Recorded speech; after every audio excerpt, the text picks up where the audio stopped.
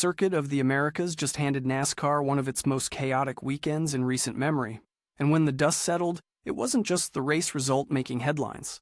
Cool suits were failing on drivers in real time, Allmendinger was being stretchered off the track, Kyle Busch was erupting on the radio, and social media was already screaming the word cheating before the haulers even left the paddock. Reddick drove away with another trophy, but the story that followed him out of Austin was far bigger than any victory lane celebration. And the deeper you dig into what actually happened this weekend, the more complicated and the more alarming it gets.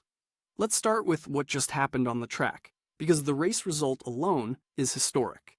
Reddick, driving the number 45 Toyota for 23XI Racing, took the checkered flag at the Duramax Grand Prix powered by Reddick, beating Shane Van Gisbergen by 3.944 seconds in a race that was never really as close as that margin makes it sound. Reddick's crew chief Billy Scott called a flawless strategy race, and Reddick delivered every single time his team needed him to. But here is where the numbers stop being just numbers and start being something the sport hasn't seen in more than 6 decades. This was Reddick's third consecutive win to open the NASCAR Cup Series season, the first driver in NASCAR history to accomplish that feat. And 23XI Racing is now the first team since 1963 to win 3 consecutive season-opening races. 1963. That was before aerodynamic packages, before fuel injection, before pit road speed limits. What 23XI is doing right now is not just impressive, it is historically significant in a way that very few moments in modern NASCAR can claim. And yet, even as that story was being written in Victory Lane, something far more unsettling was unfolding in the garage area and in the infield care center. And that is the part of this weekend that nobody is going to let go of anytime soon. But that's only half the story. To understand why this weekend hit differently, you have to understand what cool suits actually are and what they mean to a NASCAR driver.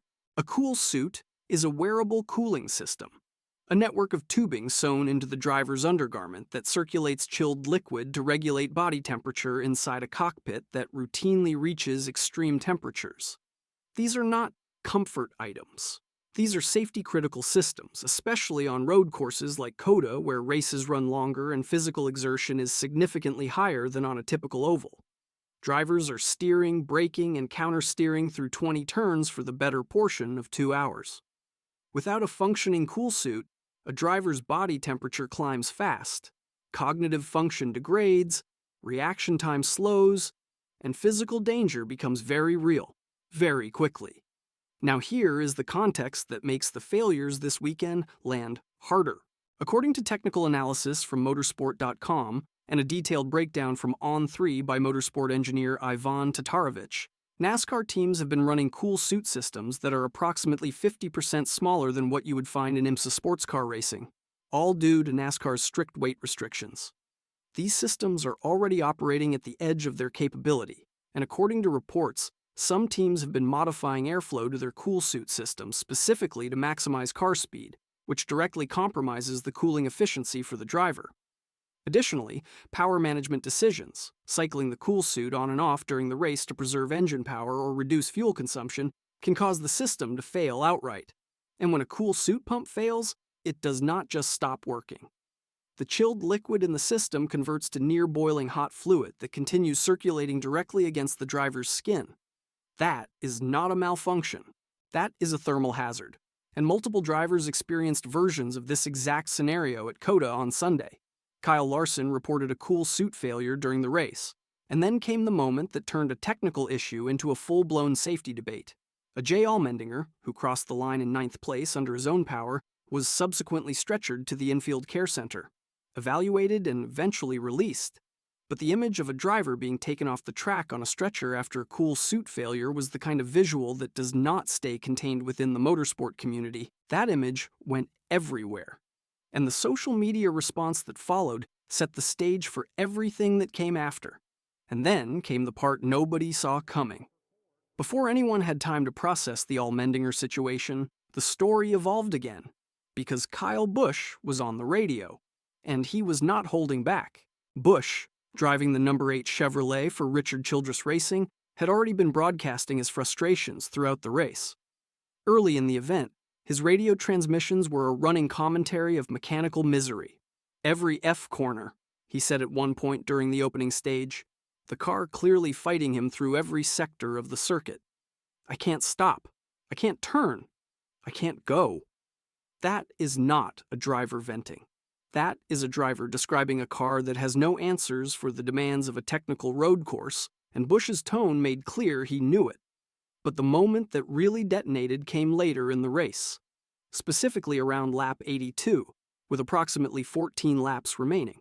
According to reports from multiple sources, Busch made contact with Jesse Love in the number 33 car. And based on what followed on the radio, this was not accidental contact from a driver who got in too deep under braking. Busch's transmission after the incident was direct and unambiguous. Go back and watch the last 5 laps. Tell me that wasn't coming. That is a driver explaining a deliberate move and doing so without apology. The justification, according to reports, was that Love had made several aggressive blocks on Busch in the laps preceding the contact, putting Busch in an impossible position repeatedly. Whether you see that as reasonable payback or reckless retaliation depends entirely on your perspective. But the collision between Busch and Love was not an isolated moment of frustration. It was the culmination of a race-long battle that had been building toward exactly that kind of detonation. And then Busch kept talking after the race. In a Sirius XM interview, he shifted his commentary to pit road, pointing out that certain drivers were taking shortcuts on pit road during the race, and suggesting NASCAR needed to be watching the small stuff more carefully. That comment, taken in isolation, sounds like normal post-race criticism. But in the context of everything else happening around that race, the cool suit failures, the Allmendinger situation, the social media chaos, those words landed in a very different environment than they would have on a normal race weekend. But the real fallout didn't happen on the track. Within hours of the checkered flag, social media was on fire. The hashtag referencing a COTA cheating scandal was circulating on TikTok before the haulers were even loaded. Claims that Busch's team had been caught violating cool suit regulations were spreading rapidly, being shared and amplified by fans who had no access to official information. Jayski.com addressed the claims directly, flagging the Busch team caught narrative as having no basis in official reports. Comments on various NASCAR YouTube channels were filled with accusations directed at 23XI Racing, the team that won the race, with viewers claiming the team's dominance must be the product of something illegal. These claims, it should be clearly stated, were not supported by any official NASCAR finding. The penalty report from NASCAR indicated that all cool suit systems were compliant under Rule 14.6.1. No violations were issued in connection with cool suit equipment.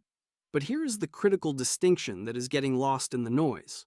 The question was never really about whether teams broke a specific rule in their cool suit specifications. The actual controversy, the substantive one that engineers and team insiders are talking about, is about the choices teams are making in managing these systems during a race. Choosing to reduce power to a cool suit to save fuel or preserve engine output is not automatically a rules violation.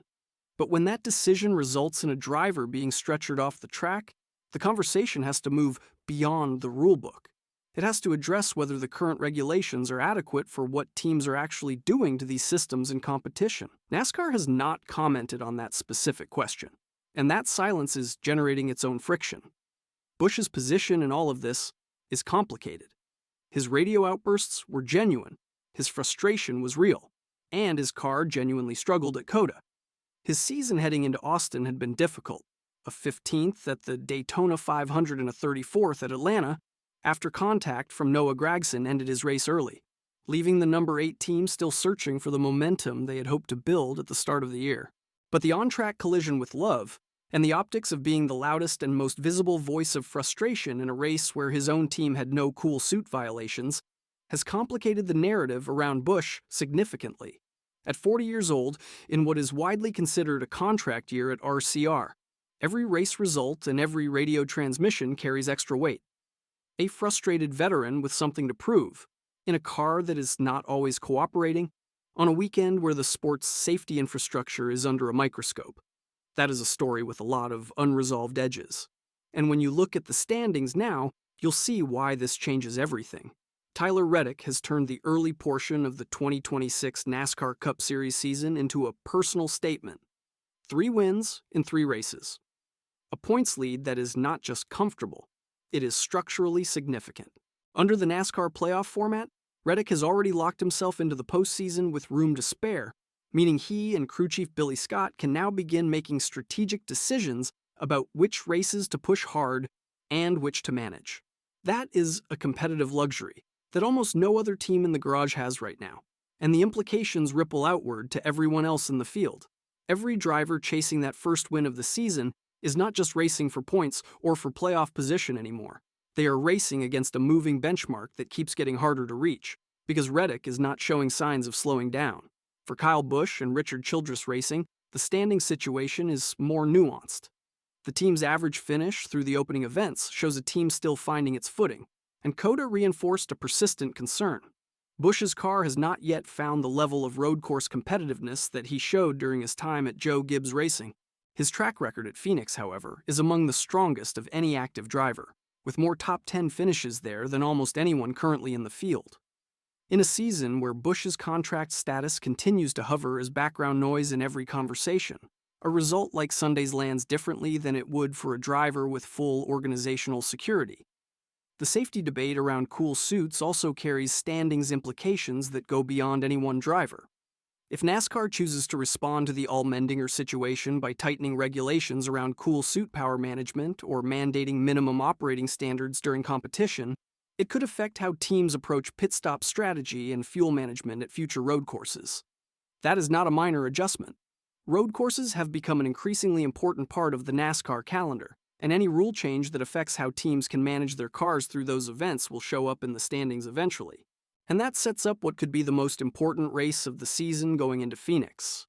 Phoenix Raceway is next on the schedule, the Straight Talk Wireless 500 on FS1 March 8th. 1 mile of flat, abrasive, technical oval racing that could not be more different from the 20-turn elevation change challenge of COTA. And that shift in format completely reshapes the competitive order. Kyle Busch's record at Phoenix is among the best of any active driver at that track, with a strong history of front-running performances and more top 10s there than almost anyone in the current field. This is the kind of venue where Busch and the number 8 RCR Chevrolet have the setup history and institutional knowledge to compete at the very front of the field.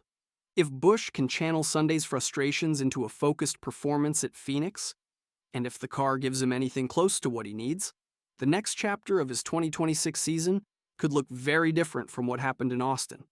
But Phoenix also represents a test for 23XI racing. Can Tyler Reddick carry this momentum to a 1-mile oval and extend one of the most remarkable starts to a NASCAR season in history? Does Billy Scott have a short-track program that matches the road course brilliance they've shown so far? And what about the cool suit situation? Will NASCAR's scheduled penalty report bring any new developments? Or will the sport move on from COTA with the regulatory questions still unanswered? Watch what NASCAR does or does not say about cool suit management in the days leading into Phoenix. Watch whether any formal action is taken regarding the Busch and Love contact. Watch whether Allmendinger addresses his experience publicly in the build-up to race day. And watch whether the social media pressure around the perceived cheating narrative forces NASCAR to respond in a more formal, public way than their standard penalty report typically allows. Because the real question coming out of COTA is not whether Tyler Reddick deserved to win. He did. The real question is whether NASCAR's current safety framework is adequate for what teams are actually doing to driver cooling systems in the heat of competition, and whether the sport is going to address that before the next time a driver needs to be stretchered off the track. Phoenix is 3 days away, and none of this is resolved.